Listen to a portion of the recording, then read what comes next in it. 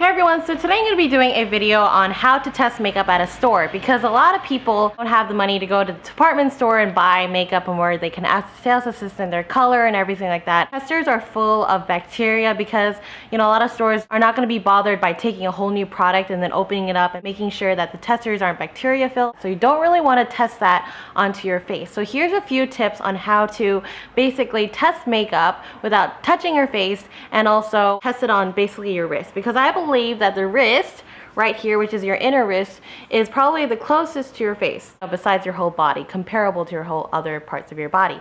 So I think this is basically the smoothest, it's quite smooth, closest match to your face. So that being said, I'm going to look at eyeshadow, I'm going to look at lipstick, foundation, and blush. So those are the main makeup items that I buy that I think a lot of people have difficulty testing at a store. Now I know that not every single store has testers, and a lot of the states, Canada, whatever, they don't have testers at the stores. I'm really sorry, but in Australia and in Singapore there are testers. So here's a few tips on how to test makeup at a store. So I'm going to look at eyeshadow. Now this is Urban Decay Mildew, and a lot of people test eyeshadow this way. So they take their finger and they just rub the eyeshadow onto the eyeshadow and be like, oh, it's so pigmented, I love it, I'm going to buy it. But hold on, don't buy it right now, because everyone has fingertips or fingerprints, right, onto, little small ridges on their fingertips, and that actually collects more eyeshadow than actually spreading it onto your inner wrist. Now I know that your inner wrist isn't a perfect match to your face. Obviously it's on your hand, but comparable to the whole other body parts, it's probably the closest that you don't touch your face on. Unless you do your neck, which is kind of too close to your face anyway. What you do is actually take your finger and then just spread it onto your inner wrist, and you can see the pigmentation. You can see how smooth it glides onto your wrist, which means it's comparable to your eye, and it's just how nice it is. You can see that this is a pretty good eyeshadow. The pigmentation is not bad, because a lot of eyeshadows at the store, sometimes I test the eyeshadow, I'm like, okay, not bad.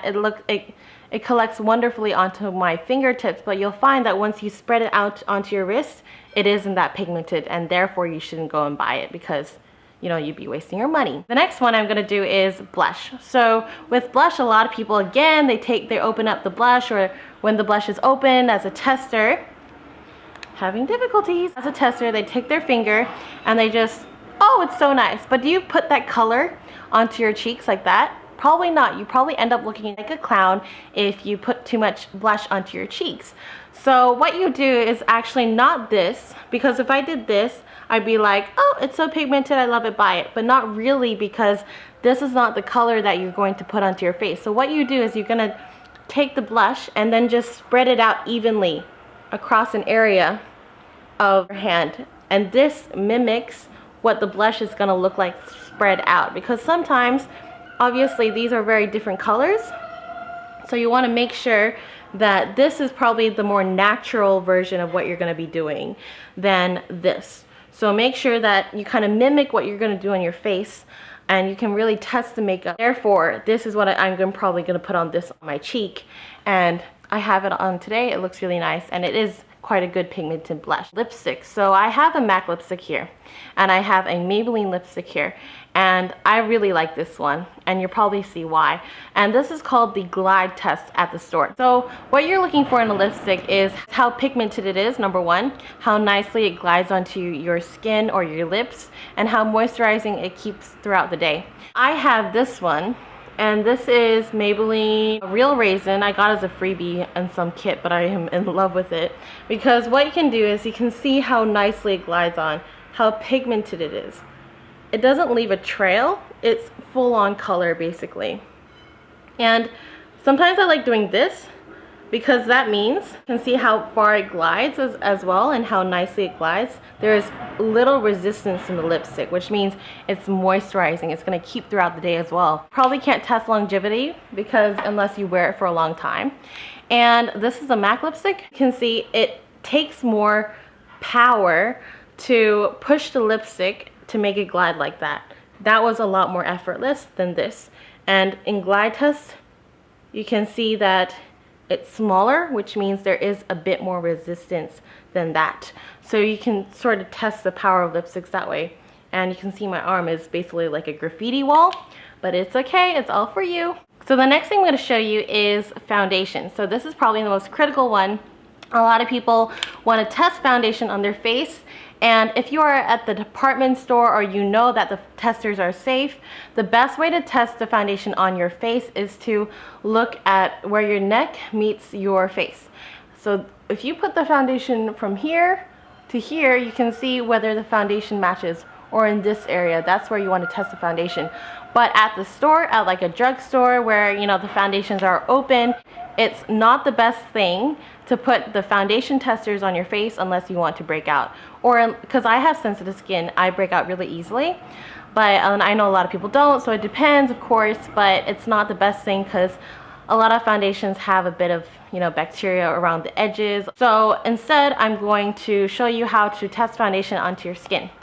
Now, I know that a lot of people are going to say, Roseanne, you know, you don't really test it onto your wrist because it's not going to match completely.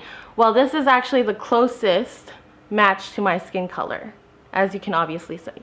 Not this, but this. This is where I got tan and bintan when I was like 14 years old. That's pretty good match, you know what I mean? So I do test it onto my wrist or my, you know, inner wrist to see if the foundation does match. But besides color match, there are a few other things that you need to look for in a foundation. So I'm just going to squeeze a bit for you. The foundation that I wouldn't buy, and I have it solely because you told me to buy it. Which I'm not blaming the blame on you, but I wanted to try it myself as well to review. I ended up not really liking this. This is the Australis Paparazzi Perfect Foundation. And I'm just going to squeeze a bit for you right here. And commonly, the reason why I wouldn't buy this at the store at first glance is because of the color. So you can see that it's an orange brick gray color, which I don't think matches my skin tone, but of all the other foundations out there, it did match my skin tone. And I am in love with the Fresh and Flawless foundation from Australis, and this is the color companion to that. And obviously not really, because it is a sort of brick color. It is very moisturizing. It feels much like a moisturizer, and it doesn't blend in very nicely. So you can see it takes a lot of work to blend in the foundation, and the afterglow that I will get from this foundation is really glowy. So unless, you know, you can really see the foundation payoff, and also how nicely the foundation will blend to your skin, and the finish that it will give you just through testing it onto your hand. Now I'm going to show you, this is Rimmel Wake Me Up, and this is the foundation I would get. Now you can see that different foundations have different textures. So you can see that this foundation is pretty thick. When I squeeze it out of the tube, it has, you know, a bit of hold to it. Foundations like the L'Oreal Lumi Magique, the Fit Me foundation, if I squeeze it onto my palm, it would just droop off like this. The Bobbi Brown Skin foundation would just droop off like that. That means that it's going to give you a pretty glowy, pretty natural look. I can't say much about the coverage because a lot of those foundations actually have great coverage, but you can see that just how nicely it glides. So this one feels really nice on my skin. It feels very moisturizing, and if I just blend it out, it blends nicely into my skin. There is full coverage. A lot of things are disappearing on my hand. Sorry, that was out of frame. But it is blending a lot nicer than this. And you can see that it oxidizes. So the last thing you gotta know about foundation, just leave it on your hand as you walk through the store, and you can see which foundations oxidize. You can see that the Australis Paparazzi Perfect Foundation oxidizes because it's turning brown. And there are pigments in foundation sometimes that turn color. And I probably wouldn't put this on my face. Whereas this one, I'm going to leave it for a bit more, but it doesn't oxidize as much as this one, and all foundations oxidize. But you want to see the level of oxidation, because that means you have to buy a shade lighter or a shade darker, but you actually are.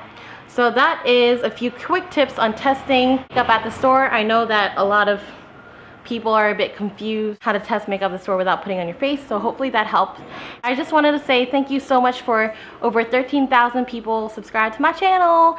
Yay! I'm gonna do a giveaway really soon, but hopefully this video is good for you, and I'll see you guys later. Bye!